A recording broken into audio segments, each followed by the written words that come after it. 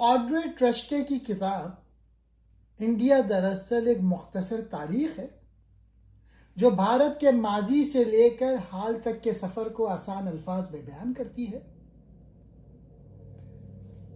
اس کتاب کے اہم نکات یہ ہیں: قدیم بھارت، ویداؤں، بدھ مت اور جین مت کے عروج کا زمانہ، مغل دور، اکبر جیسے بادشاہ جنہوں نے مذہبی ہم آہنگی کو فروغ دیا، برطانوی استعمار، تقسیم کرو اور حکومت کرو کی پالیسی جس نے نفرتیں بڑھائیں، آزادی کے بعد گاندھی، نہرو اور دیگر رہنماؤں کی کاوشیں، مگر ساتھ ہی تقسیم کا زخم، آج کا بھارت، ترقی مگر مذہبی اور سیاسی تنازعات بھی۔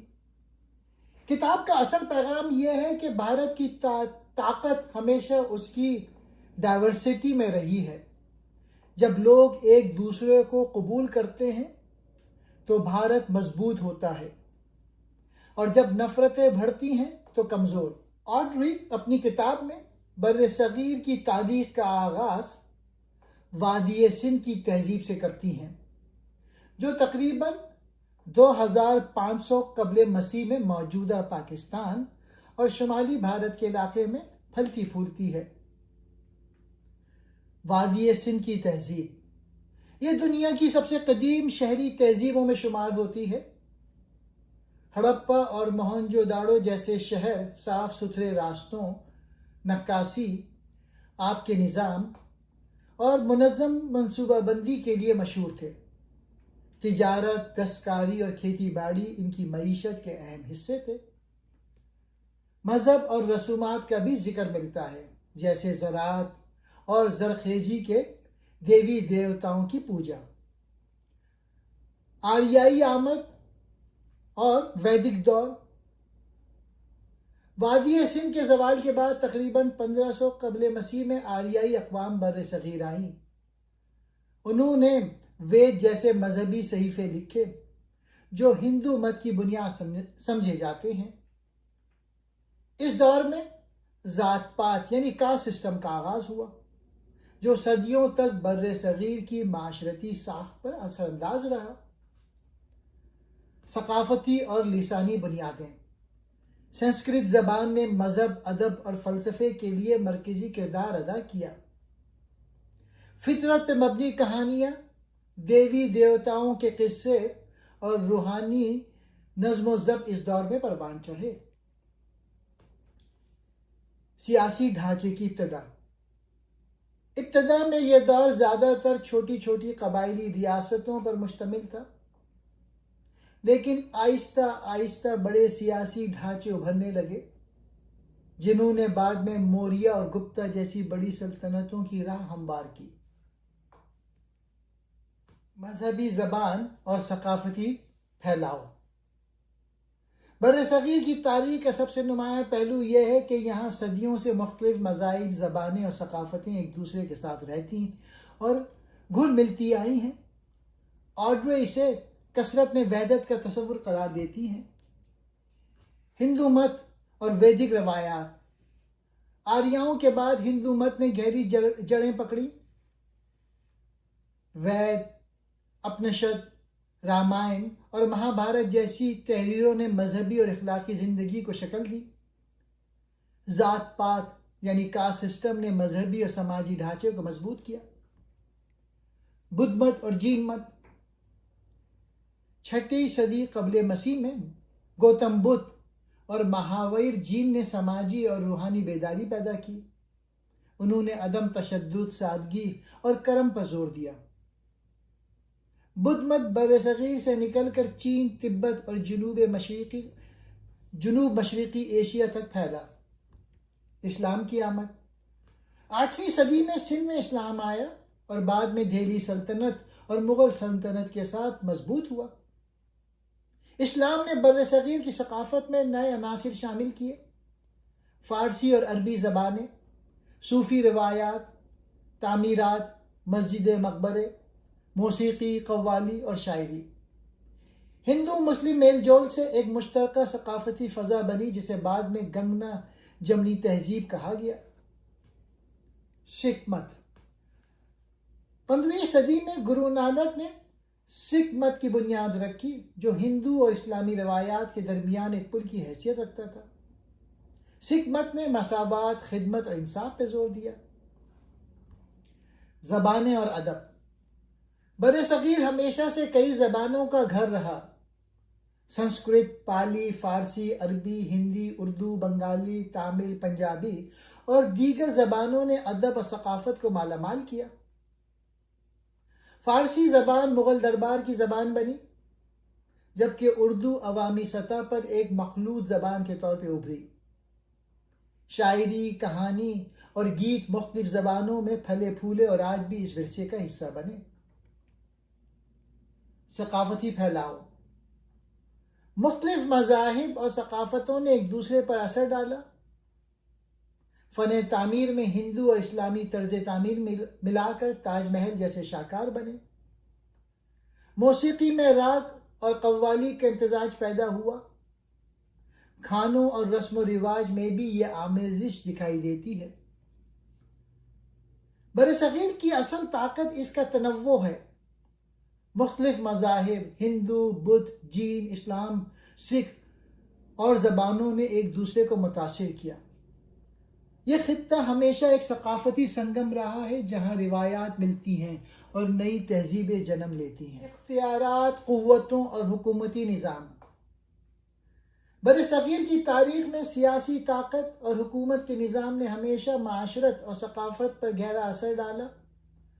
آڈری اس حصے میں مختلف سلطنتوں، حکمرانوں اور ان کے انتظامی ڈھانچوں کا جائزہ پیش کرتی ہیں.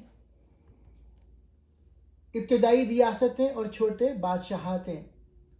ویدک دور میں ریاستیں عموماً چھوٹے قبائل یا علاقے کی شکل میں تھیں. حکمرانوں کی طاقت محدود تھی اور زیادہ تر مقامی معیشت اور سماجی ڈھانچے پر منحصر تھی. اس دور میں راجا کا کردار معاشرتی رہنمائی اور عدل و انصاف تک محدود تھا. موریہ سلطنت. 4ویں صدی قبل مسیح میں چندر گپت موریہ نے سب سے بڑی سلطنت قائم کی. ان کا بیٹا اشوکا مشہور ہے جو بدھ مت اپنانے کے بعد امن، قانون اور عوام کی بھلائی پر زور دیتا رہا. موریہ سلطنت میں مرکزی حکومت، صوبائی انتظامیہ اور محکمہ جاتی نظام متعارف ہوئے. گپتا سلطنت. 4 سے 6 صدی میں گپتا سلطنت علمی، ثقافتی اور ادبی ترقی کے لیے مشہور رہی. حکمرانی کا نظام زیادہ تر ہلکا مگر مؤثر تھا. مذہب. ہندو مت اور ریاست کے تعلقات کو مضبوط کیا گیا. اس کے بعد مغل سلطنت. 16 سے 18ویں صدی میں مغل سلطنت نے پورے بر صغیر پر حکمرانی کی. مغل بادشاہ جیسے اکبر، شاہ جہاں اور اورنگزیب نے مضبوط انتظامی نظام، فوجی تنظیم اور ٹیکس کے پیچیدہ نظام قائم کیے. اکبر نے دین الہی کا تصور پیش کیا جس سے مختلف مذاہب کے درمیان امن قائم رکھنے کی کوشش ہوئی. برطانوی راج. 18ویں اور 19ویں صدی میں برطانیہ نے تجارت اور فوجی طاقت کے ذریعے ہندوستان پر قبضہ کیا. برطانوی راج نے مرکز اور صوبوں میں مکمل کنٹرول قائم کیا اور عدلیہ، پولیس اور ٹیکس نظام متعارف کرائے. مقامی حکمرانوں کو جزوی خود مختاری دی گئی لیکن اصل طاقت ہمیشہ برطانوی عہدیداروں کے ہاتھ میں رہی. اہم سبق. ہر سلطنت نے اپنی طاقت کو برقرار رکھنے کے لیے مختلف حکومتی ڈھانچے اپنائے.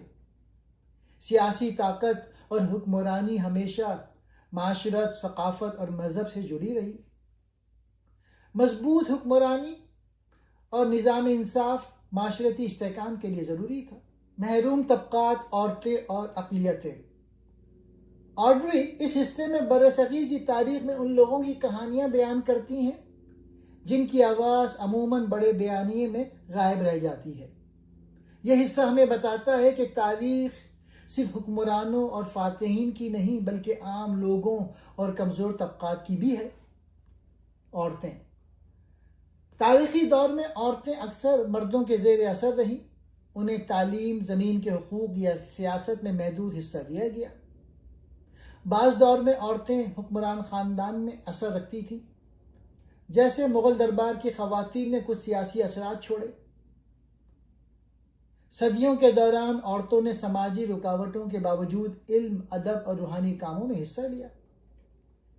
محروم طبقات، لوور کاسٹس، ویدک دور سے ہی بعض طبقات کو سماجی اور مذہبی سطح پر کمتر سمجھا گیا۔ دلت اور دیگر محروم طبقات کے لوگ اکثر زمین یا پیشہ ورانہ آزادی سے محروم رہے۔ انہوں نے صدیوں تک محنت اور سماجی جدوجہد کے ذریعے اپنی جگہ بنائی، لیکن تاریخ میں اکثر ان کی کہانیاں نظر انداز رہیں۔ مذہبی اقلیتیں، برصغیر میں ہندو، مسلم، سکھ، جین، بدھ، عیسائی اور دیگر مذاہب کے لوگ ساتھ رہتے آئے۔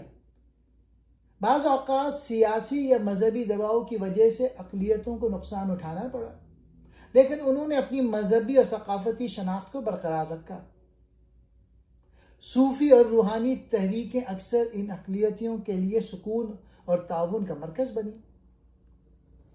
اہم سبق: تاریخ صرف طاقتور لوگوں کی نہیں بلکہ ہر انسان کی کہانی سے بنتی ہے۔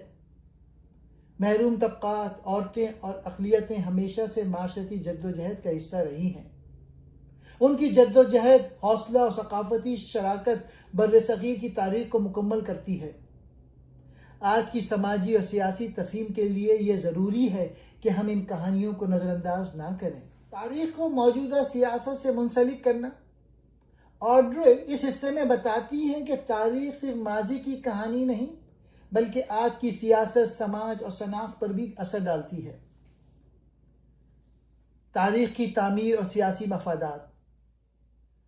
ماضی کے واقعات اور سلطنتوں کی کہانیاں بعض اوقات آج کے سیاسی مقاصد کے لیے استعمال کی جاتی ہیں۔ مثال کے طور پہ ہندو قوم پرستی یا مذہبی شناخت کے نظریات کے لیے تاریخی بادشاہوں یا سلطنتوں کی یاد کو مخصوص انداز میں پیش کیا جاتا ہے۔ اس کے نتیجے میں بعض اوقات حقیقی حقائق کو مسخ یا نظر انداز کیا جاتا ہے۔ ماضی کی سیاسی جڑیں۔ برصغیر میں مختلف سلطنتوں، مذہبی اور سماجی نظاموں کی بنیاد آج کے سیاسی اور سماجی ڈھانچے پر اثر ڈالتی ہیں۔ ذات پات، علاقائی شناخت اور مذہبی تنازعات کی تاریخ آج کے سیاسی اختلافات کی جڑیں ہیں۔ تاریخ کو سمجھنا اور انصاف قائم کرنا۔ تاریخ کا صحیح مطالعہ ہمیں آج کے مسائل کو سمجھنے اور ان کے حل تلاش کرنے میں مدد دیتا ہے۔ آڈری کہتی ہیں کہ ہمیں ماضی کو صرف فاتحین یا بادشاہوں کے زاویے سے نہیں دیکھنا چاہیے بلکہ عام لوگوں، عورتوں، اقلیتوں اور محروم طبقات کی کہانیاں بھی دیکھنی چاہیے۔ اس طرح ہم معاشرتی انصاف، برابری اور مثبت تبدیلی کے لیے بہتر فیصلے کر سکتے ہیں۔ اہم اسباق: تاریخ صرف ماضی کی کہانی نہیں بلکہ آج کی سیاست اور سماجی صورتحال کے لیے سبق بھی ہے۔ ماضی کو سمجھ کر ہم سیاسی اور سماجی غلط استعمال سے بچ سکتے ہیں۔ ہر طبقات، مذہب اور فرد کی کہانی کو شامل کرنا ضروری ہے تاکہ تاریخ متوازن اور حقیقی نظر آئے۔ آخری حصہ: ماحولیات اور بدلاؤ۔ آڈری اس حصے میں برصغیر کی تاریخ میں انسان اور ماحولیاتی تعلق کو بیان کرتی ہیں اور یہ بتاتی ہیں کہ کس طرح ماحول اور انسانی زندگی ایک دوسرے پر اثر انداز ہوتے ہیں۔ قدیم دور میں ماحولیات۔ وادی سندھ کے لوگ اپنے ماحول کے مطابق بس گئے تھے۔ شہر منصوبہ بندی، پانی کی نکاسی اور زراعت کے نظام ماحول دوست تھے۔ جنگلات اور دریاؤں کا خیال رکھا جاتا تھا تاکہ معاشرتی اور اقتصادی زندگی برقرار رہ سکے۔ زراعت اور معاشرتی تبدیلیاں۔ آریائی اور بعد کی سلطنتوں نے زراعت پر زیادہ انحصار کیا جس سے زمین کی پیداوار اور مقامی ماحولیاتی نظام پر اثر پڑا۔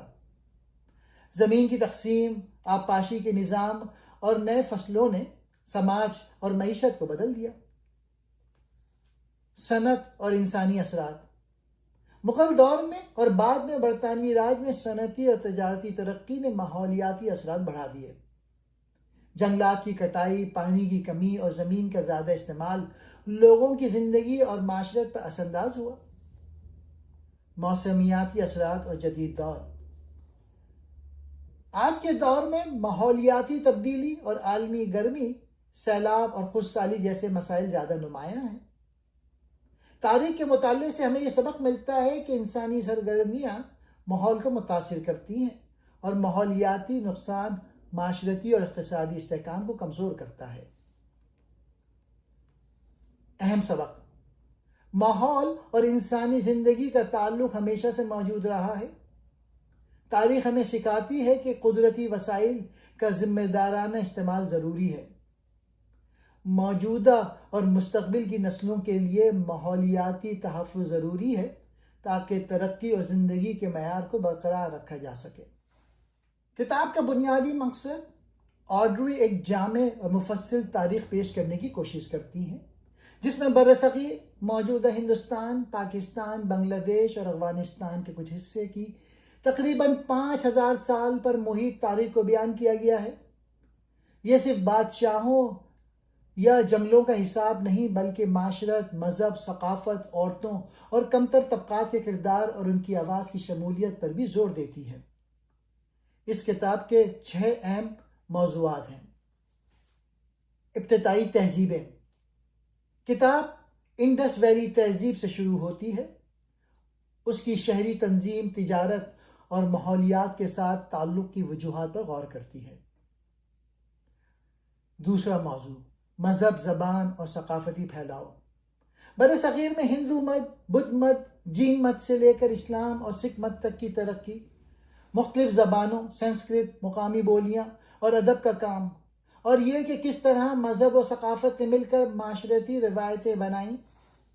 تیسرا موضوع: اختیارات، قوتوں اور حکومتی نظام۔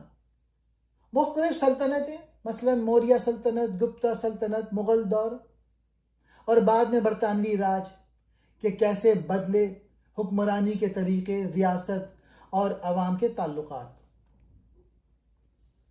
چوتھا موضوع: محروم طبقات، عورتیں اور اقلیتیں۔ آڈری خاص طور پہ ان لوگوں کی کہانیاں اجاگر کرتی ہیں جن کی آواز عموماً تاریخ کے بڑے بیانیے میں غائب رہ جاتی ہے، مثلاً عورتیں، دلت، مذہبی اقلیتیں، کمزور طبقات۔ یہ بتاتی ہیں کہ تاریخ کی سمجھ کے لیے یہ ضروری ہے کہ ہم صرف سرکردہ لوگوں تک محدود نہ رہیں۔ تاریخ کو موجودہ سیاست سے منسلک کرنا، یہ 5واں موضوع ہے۔ کتاب یہ بھی دکھاتی ہے کہ ماضی کی تعبیر کس طرح آج کے سیاسی اور معاشرتی معاملات جیسے نسل پرستی، مذہبی شناخت، ہندو قوم پرستی وغیرہ پر اثر انداز ہوتی ہے۔ مخصوص تاریخی واقعات کو کس طرح استعمال کیا گیا ہے یا کیا جا رہا ہے آج کی سیاست کے لیے۔ چھٹا موضوع: ماحولیات اور بدلاؤ۔ جدید دور کے مسائل جیسے ماحولیاتی تبدیلی، موسمیاتی اثرات اور آب و ہوا کی تبدیلی کا ذکر بھی ہے کہ تاریخ کے مختلف مراحل میں انسان اور ماحول کا باہمی رشتہ کیسا رہا ہے اور آج کا دور کس طرح اس کا تسلسل ہے۔ اہم پیغام اور تنقیدی نقطہ نظر۔ یہ کتاب ہمیں یہ سکھاتی ہے کہ تاریخ صرف فاتحین کی نہیں بلکہ عام لوگوں، زیر اثر لوگوں کی بھی ہے۔ تاریخ کی تعبیر اور یادداشتیں عموماً طاقتور طبقوں کے ہاتھوں بنتی ہے، مگر یہ ضروری ہے کہ ہم مختلف زاویے سے دیکھیں۔ ماضی کو سمجھنا آج کے معاشرتی اور سیاسی کشمکشوں کا فہم بڑھاتا ہے۔ تاریخی مباحثے چاہیے کہ بنیاد پر حقائق ہوں، نہ کہ فرضی سیاسی یا نظریاتی مفادات ہوں۔